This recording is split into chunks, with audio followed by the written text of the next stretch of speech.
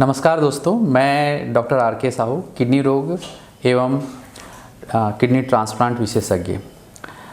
आज मैं आप लोगों के साथ ब्लड प्रेशर और ब्लड प्रेशर से होने वाली किडनी रोग के बारे में चर्चा करना चाह रहा हूं।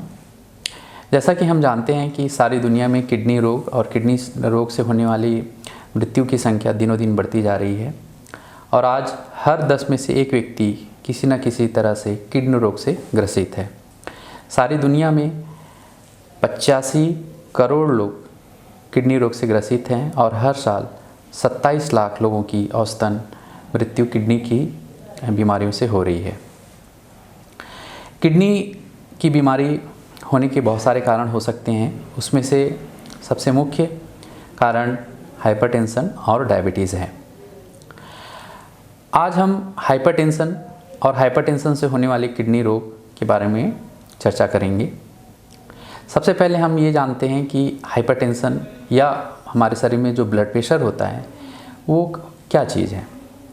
ब्लड प्रेशर इसका अर्थ होता है ब्लड का प्रेशर। हमारे शरीर में दिल जब धड़कता है तो वो रक्त की जो खून की बेसिकली रक्त या खून की जो नलियाँ होती हैं उसमें ब्लड पंप होता है और इस वजह से एक प्रेशर जनरेट होता है जिसको हम ब्लड प्रेशर कहते हैं। ये ब्लड प्रेशर दो तरह की हो सकती है, सिस्टोलिक ब्लड प्रेशर और diastolic blood pressure. Systolic blood pressure generally एक रेंज रेंज के बारे में बताना चाहते हैं कि जिस रेंज में ये प्रेशर जो है वो नॉर्मल होता है। जैसे कि सिस्टोलिक ब्लड प्रेशर 110 से 140 के बीच में अगर है तो वो नॉर्मल सिस्टोलिक ब्लड प्रेशर हम मानते हैं। उसी तरह जो डायस्टोलिक ब्लड प्रेशर है वो 60 से 90 के बीच में अगर है तो वो नॉर्मल डायस्टोलिक ब्लड प्रेशर होता है। लेकिन यदि सिस्टोलिक ब्लड प्रेशर 140 से ज़्यादा या फिर डायस्टोलिक ब्लड प्रेशर 90 से ज़्यादा अगर रहे तो उसे हम हाई ब्लड प्रेशर या हाइपरटेंशन कहते हैं। अगर किसी को हाई ब्लड प्रेशर या हाइपरटेंशन है तो उससे लंबे समय में उनको किडनी और अन्य अंग में प्रॉब्लम होने की संभावना होती है। जैसे जब हमें ब्लड प्रेशर हमें पता चलता है कि हमारे शरीर में जो ब्लड का प्रेशर है वो अगर ज़्यादा रह रहा है तो उससे क्या क्या नुकसान हमें हो सकता है, अब हम उसके बारे में चर्चा करते हैं। लंबे समय तक ब्लड प्रेशर ज़्यादा रहने की वजह से जो खून की नलियाँ होती हैं उनमें डैमेज होने लगता है। इसी तरह की खून की नलियाँ हमारे पूरे शरीर में हैं और उसी तरह से छोटी छोटी खून की नलियाँ हमारे किडनी में भी हैं। लंबे समय तक हाई ब्लड प्रेशर रहने की वजह से ये खून की नलियाँ धीरे धीरे करके डैमेज होती जाती हैं और एक्चुअल जो किडनी का मास है या फंक्शनल यूनिट जिसे हम नेफ्रॉन कहते हैं उसकी संख्या दिनों दिन कम होती जाती है और धीरे धीरे करके हमारा किडनी खराब होने लगता है। और इसी तरह हमारे शरीर में ब्लड प्रेशर जो बढ़ा था अब और ब्लड प्रेशर बढ़ने लगता है, क्योंकि जो किडनी होती है वो हमारे शरीर से गंदगी साफ़ करती है, साथ ही साथ जो शरीर में एक्स्ट्रा नमक या सोडियम की मात्रा या पानी की मात्रा जो है उस शरीर से निकालने में हेल्प करता है। तो इस कंडीशन में हमारे शरीर में extra wastage, toxic material, extra पानी, एक्स्ट्रा नमक या सोडियम की मात्रा बढ़ती चली जाती है और ब्लड प्रेशर और भी ज़्यादा बढ़ने लगता है, जो कि रेजिस्टेंट हाइपरटेंशन या रिफ्रैक्टरी हाइपरटेंशन अगर किसी पेशेंट को किडनी डिजीज़ हो तो हो जाता है और उसको कई प्रकार की ब्लड प्रेशर कम करने की दवाइयों की ज़रूरत पड़ती है। अब तो ये हमने देखा कि किस तरह ब्लड प्रेशर जो हाई है वो किस तरह से किडनी ख़राब करता है। अब हम देखते हैं कि ऐसे कौन लोग हैं जिनको ब्लड प्रेशर या ब्लड प्रेशर से होने वाली जो किडनी प्रॉब्लम्स हैं उनको होने की संभावना ज़्यादा है या ज़्यादा रिस्क है उन्हें। सबसे इम्पॉर्टेंट, अगर किसी को डायबिटीज़ है तो जनरली हम देखते हैं कि जनरली डायबिटीज़ वाले पेशेंट को हाइपरटेंशन होता ही है, क्योंकि दोनों ही बीमारियां खून की नलियों को इफ़ेक्ट करता है और दोनों ही ब्लड प्रेशर बढ़ाने में कारक होते हैं। इसी तरह अगर किसी को या किसी के घर में फैमिली हिस्ट्री है ब्लड प्रेशर की तो उन्हें भी ब्लड प्रेशर होने की संभावना है।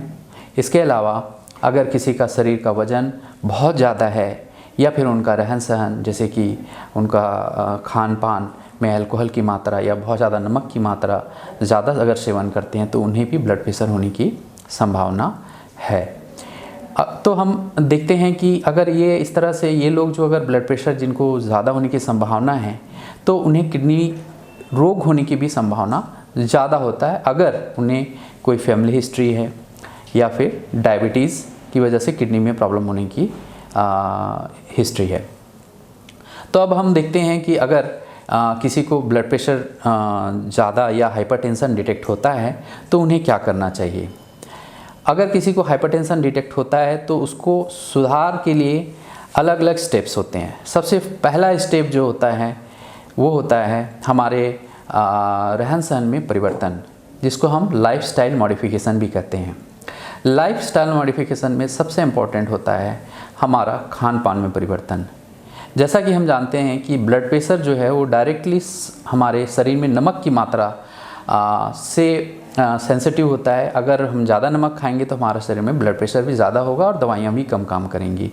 तो अगर किसी के खान पान में अगर ज़्यादा नमक की मात्रा है या फिर वो पैक्ड फूड लेते हैं, बहुत ज़्यादा अचार, पापड़, भुजिया, ये सारी चीज़ें ग्रहण करते हैं, तो उनमें नमक की मात्रा भी बढ़ती चली जाएगी और ब्लड प्रेशर भी बढ़ेगा। तो सबसे पहले लाइफस्टाइल मॉडिफिकेशन में उन्हें ये सारी चीज़ें त्याग करनी पड़ेंगी।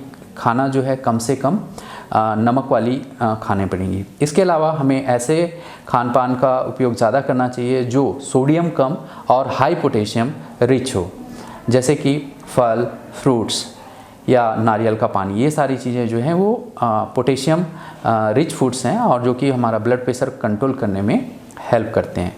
इसके बाद हमारा दूसरा स्टेप है लाइफस्टाइल मॉडिफिकेशन में हमारी शारीरिक कार्यशैली, जिसमें कि हम एक्सरसाइज या daily walk at least for 40 minutes हम कर सकते हैं और हमारा वज़न उसको जो है कम करने का प्रयास कर सकते हैं और उससे हम ब्लड प्रेशर भी कम कर सकते हैं। तीसरा लाइफस्टाइल मॉडिफिकेशन में है तनाव, बेसिकली टेंशन फ्री या तनाव से दूर रहना। इसके लिए हम अपने बहुत सारी हॉबीज़, जैसे कि हमें गाना सुनना अगर पसंद है या फिर हमें कुछ एक्सरसाइज पसंद है या घूमना पसंद है या बुक्स पढ़ना पसंद है, उससे वो सारी चीज़ें पे हम अपने आप को व्यस्त करना चाहिए, जिससे हम तनाव से दूर रह सकें। चौथा जो हमारा लाइफस्टाइल मॉडिफिकेशन में है, हमारा डेली जो है पानी की मात्रा जो है ज़्यादा से ज़्यादा अच्छे से पिएं, ताकि हमारा शरीर के जो वेस्टेज हैं वो किडनी से बाहर निकल पाए। इसी तरह हमारा सेकेंड स्टेप है ब्लड प्रेशर कंट्रोल में ब्लड प्रेशर की दवाइयों का सेवन। तो उसके लिए आपको अपने डॉक्टर से डिस्कस करना चाहिए कि उन्हें ब्लड प्रेशर जो है कि कौन सी दवाइयाँ आपको लेनी हैं, उनका समय पे आपको ब्लड प्रेशर की दवाइयाँ ग्रहण करनी होती है। साथ ही साथ आपको रेगुलर घर पे ब्लड प्रेशर चेक करते रहना चाहिए। ऐसे में हमें अपने किडनी को स्वस्थ बनाए रखने के लिए मैं आपको कुछ आज 8 गोल्डन रूल बताऊंगा, जिसे हम पालन करना चाहिए। जैसे कि हमें अपने ब्लड प्रेशर और शुगर को कंट्रोल रखें, फिट और एक्टिव बने रहें, अच्छी खूब मात्रा में पानी पिएं, स्मोकिंग और दर्द निवारक जो दवाइयाँ हैं उसका सेवन ना करें, और अगर आपका उम्र 50 साल से ज़्यादा हो, आपको डायबिटीज़ या हाइपरटेंशन हो या फिर घर में किसी को हिस्ट्री हो डायबिटीज़ या हाइपरटेंशन की, तो उस कंडीशन में आप अपनी किडनी की जांच ज़रूर कराएं। और अगर अर्ली डिटेक्शन हो जाता है किडनी की तो उसका इलाज भी संभव है। ऐसा करके आप अपनी किडनी को बचा सकते हैं। धन्यवाद।